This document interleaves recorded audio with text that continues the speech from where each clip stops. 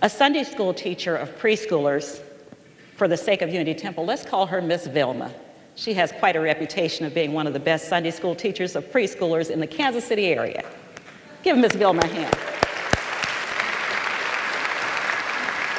If we have preschoolers or kindergartners right now in this church, they're probably downstairs enjoying Miss Vilma. Well, this particular day, Miss Vilma gave her students an assignment. She said, I want you to learn something about Jesus, just one thing about Jesus, and come back and tell us about it next week. So the following Sunday, she asked little Sally, what did you learn about Jesus? She said, he was born in a manger. Very good, said Miss Vilma. Bobby, what did you learn about Jesus? He threw out the money changers. Excellent, said Miss Vilma.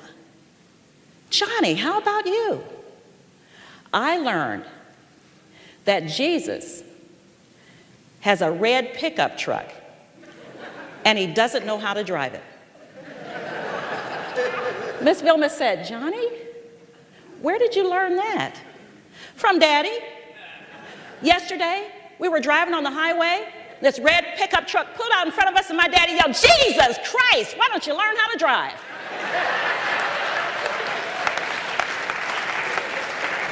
Now, you all know Jesus didn't have a red pickup truck. In fact, most of the time he traveled on foot, like most people in his day. But this particular day, he had a different idea in mind. What I'm going to talk to you about today being Palm Sunday, is humility. My lesson is about humility.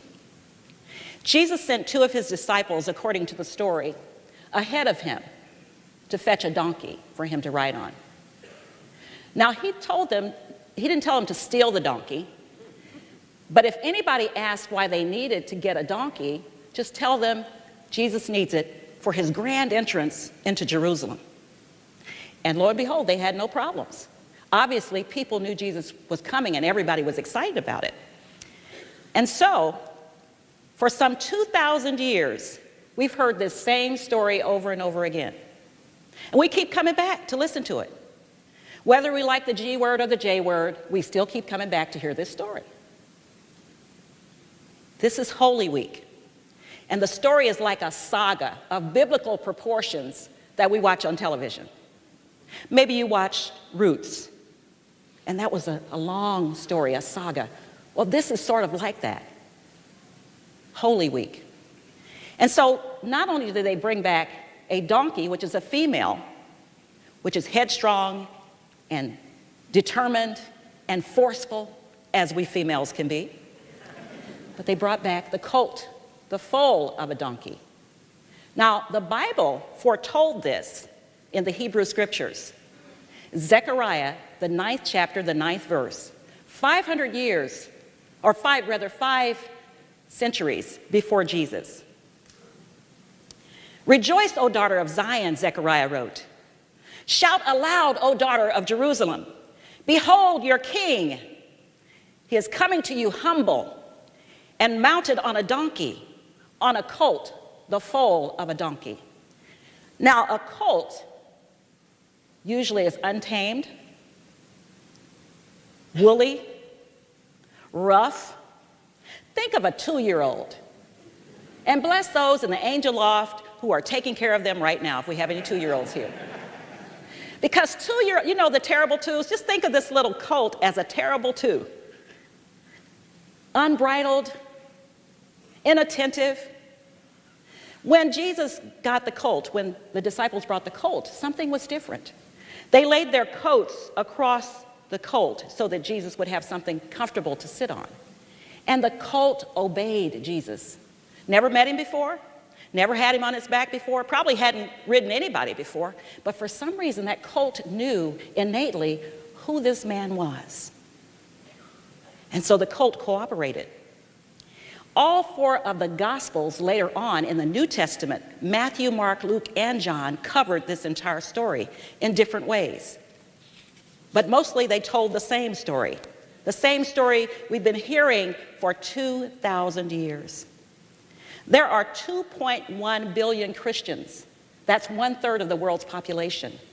2.1 billion Christians. Now imagine if this story was told for the first time while it was happening today on Facebook. 2.1 billion followers of Jesus on Facebook. Think of the texts, the tweets on Twitter, the shares, the selfies, the swelling rushing of the crowd in Jerusalem, and everybody up there trying to get their picture with him first. And in fact, if you couldn't get so close, Zacchaeus, he said to climb up in a fig tree so that he could see Jesus' face. But if you couldn't get that close to the swarm of people who were coming for Passover, there would be cutaways, life-size cutaways of Jesus. You know, the ones that you see of other people like the President of the United States, and you stand there and you pose and you tell all your friends you got to meet the president. Well, there'd be life-size cutaways of Jesus, and the money changers, the hustlers, the scammers, the scalpers, like at a big arena and a big game, would be outside saying, "Get a picture with Jesus, 5 shekels." And you'd take your shekels out and you'd stand and pose next to Jesus and tell all your friends on Facebook, "I saw Jesus."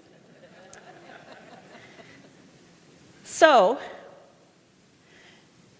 what's beneath the surface of this story? Last week, Duke talked about the metaphysical interpretation of these stories, these hypothetical accounts that we read about, and they don't quite have a meaning for us today. But when we think of them metaphysically, maybe we can understand a little bit better the moral to the story. What's in it for me? The story picks up near the end of Jesus' 3-year ministry. People were saying, "Do things our way or else. Quit running around telling people you're the Son of God. Quit working doing these magic tricks, healing the sick, raising the dead, making the blind to see and the lame to walk. Who do you think you are? Do things our way." But the Spirit of God in him was saying, "Do things God's way." From the Spirit of the Christ within each of us. Come with me, do things God's way. Now, he had the courage of his convictions. He was what you might say in the world, but not of the world. He was brave. He knew of his impending doom. In fact, another metaphysical interpretation of the donkey, the colt, is trouble is coming. The colt was a symbol that something was about to happen. Something was about to change. So what exactly happened some 2,000 years ago that we keep talking about? Well, I can relate Jesus' welcome into the city of Jerusalem with all the crowds yelling and screaming and posing it for Facebook. I can relate that to an experience that Phil and I had probably 30 years ago. I had a conference to attend in Las Vegas. And Phil loves boxing. I mean, loves it. He watches championship fights all the time. So we had a chance to get ringside seats at a championship match. Sitting 2 seats ahead of us, 2 rows ahead of us, was Rodney Dangerfield. You know, I get no respect. There were a lot of celebrities there. That's what I did. I watched to see who all was there. I couldn't care less about boxing. Sorry, Phil, but I think you know that by now. People were yelling and screaming. The 2 contenders walked into the ring, and everybody was going crazy. Get them! Go for it! Money was on the table. Oh yeah, there are money changers at boxing matches. Lots of them. Gambling, money. I got my money on him. I got my money on him. And at the end of the match, the hero held up his hands, and everybody cheered. But the one who didn't win the match put his head down. And the folks who had been cheering for him because they'd lost money, they no longer thought he was their champion. That kind of thing sort of happened to Jesus, as the story goes. Jesus' entry into Jerusalem was much like that. The crowd was going wild. People were throwing their coats in front of his path, their palm branches in front of his path, waving palm fronds. Prepare the way for the King. Hosanna, blessed is he who comes in the name of the Lord, they shouted. Jesus was the hero. Now, today, the tabloids would have a field day. I can see it now. Star and Us magazines on the grocery store shelves. Well, there probably wouldn't be any left for people reading about who did he think he was, coming into town on a donkey. He's supposed to be the King of Kings, the Lord of Lords. He's the Son of God. Why didn't he ride on a horse? Well, back then, horses were considered for war. Donkeys were used mostly for transportation, even by common people. But they were considered peaceful animals. So Jesus planned, he had a good strategy. He was always setting examples. I can hear this saga going as the plot builds. Dun, dun, dun, dun. Dun, dun, dun, dun. Jesus rides into town on this donkey. The crowd is going wild. There are people who don't care for him, and they're watching him suspiciously. Word travels that the people are disenchanted. They expect him to perform miracles right in front of their face. If you are the Son of God, show us. We've got problems here. The city is in chaos. Fix it. Fix it. But Jesus did not intend to be a show person. He wasn't out to get fame and fortune or win an Academy Award because of his miracles. He went straight to the temple right after he got there, and he threw out the money changers, and that did not win him any friends. In fact, that might have even brought his rating down a couple of stars. And word started to get around. You know, bad news travels fast. So people started to talk about, I don't think he really is what he says he is. And the hosannas turned to crucify him. Crucify him. The very people who were praising and blessing, blessed is he who comes in the name of the Lord, turned from blessing to crucify. At this point, maybe Jesus was even questioning if this was his to do. Maybe he was even wondering if he should run for the hills, get in the witness protection program. Maybe, as Nian spoke last Wednesday at her chapel service, he and the disciples and those who truly believed in him were even asking, now what? Now what? What do you do when everything was going so great in your life and all of a sudden the winds shift? We've all had that experience. So as Duke talked about it last Sunday, what does this mean to us? What is the metaphysical interpretation of the Palm Sunday story? You know, it's in parables. And there's a lot of symbology. So let me explain some of the symbols. Jerusalem is our spiritual center, our place of peace. The donkey, a willingness to surrender to the Christ within, our true self. Now, there are some famous donkeys that you've heard of. When I was a kid, I watched Baba Louie on Quick Draw McGraw. Now, let me see how many of you are as old as I am. I know there won't be any hands going up. That was a cartoon on television, and Baba Louie was known for his resourcefulness and loyalty. Eeyore, Winnie the Pooh. Do you know that Eeyore has more than 241,000 fans on Facebook? Who knew? How about Donkey on Shrek? Positive, sensitive. Those are the qualities of the donkey, and perhaps why Jesus chose this animal. John Bunyan said the donkey is an honest friend.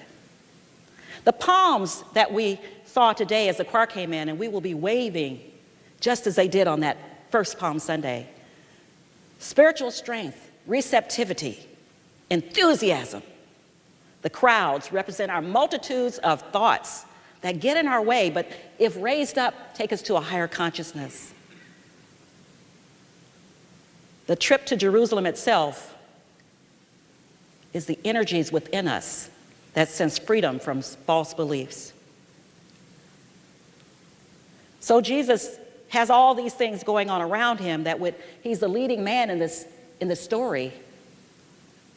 So what's the matter? Jesus knows what has been prophesied. He knows what is his to do. And over the next 7 days, every possible thing that could happen that's humanly possible to get in his way, to cause him to doubt, to cause him to fear, to cause him to worry, came up.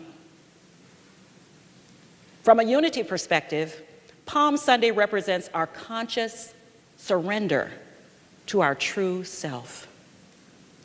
We sense that something is about to happen, but we don't fully understand the implications of Holy Week yet. The power of the Spirit in us helps us to rid ourselves of those old tapes that keep playing in our heads, the negative programming, the false belief, the self-criticism, the destructive habits that no longer serve our good.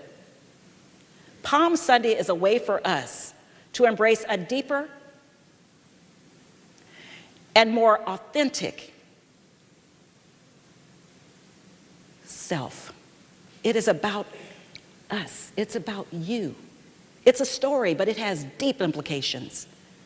Whatever you may be experiencing, worry, fear, doubt, whatever you may be going through, as your own story continues to develop, there may be times of uncertainty. There may be times when you feel like you're on top of the world and times when you feel the whole world has turned against you. But challenges can strengthen us and expand our wisdom. We can face them with grace and humility. And as Duke said last week, problems are a natural part of life. Every person in this room has the power to do something to make life better for yourself and for someone else. Along the path of doing what is yours to do in life, there will be bumps in the road. There will be disappointments. There will be challenges. What the story of Palm Sunday shows us is that we, like the Christ, are overcomers. We have the power within us, no matter what obstacles we face, to change our lives and to change the world. The message is clear. We see through the facade of the world. A lot of what we go through are illusions. We see dramas just like they're played out on television in our own lives. And we know within our hearts, no matter what we're experiencing, that we are part of a greater consciousness.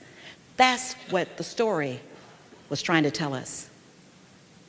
We are part of the greater consciousness in us, who is the King of Kings, in us, who is the Lord of Lords, in us, who is the humble servant, in us, who is a mighty conqueror, in us, who is the prince and the princess of peace, in us, who is faithful and true, who is the Christ within.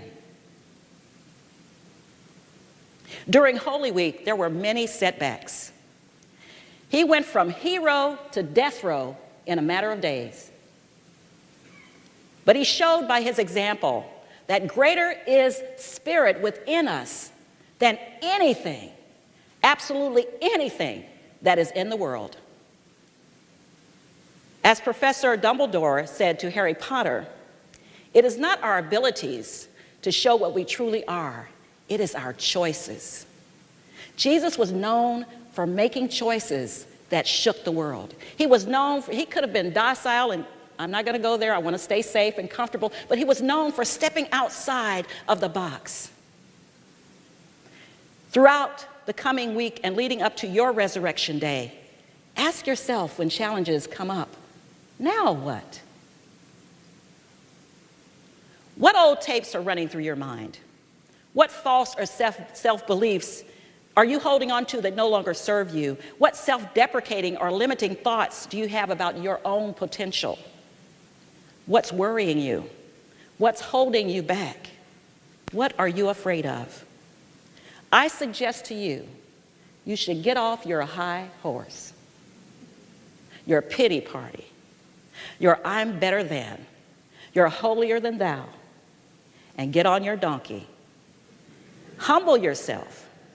Choose to let the Christ in you shine, knowing the nothingness of the self or ego and the allness of the Christ within. Remember, underlying the message of the week that changed the world is a setup. A setback is a setup for a comeback. Yes, Jesus was set up. That's how the plot and story goes. But there's a big comeback. There is a big comeback. And the same is true for you. Dr. Ernest Wilson was minister here at Unity Temple on the Plaza from 1965 to 1976. And he wrote a book called The Week That Changed the World. In that book, he talks about Jesus' journey and what it means for us. It means to surrender your fears and your worries and your doubts. Trust God to show you the way to your right place and your true purpose, what is yours to do. Of myself, I can do nothing, but with God, all things are possible. Let us take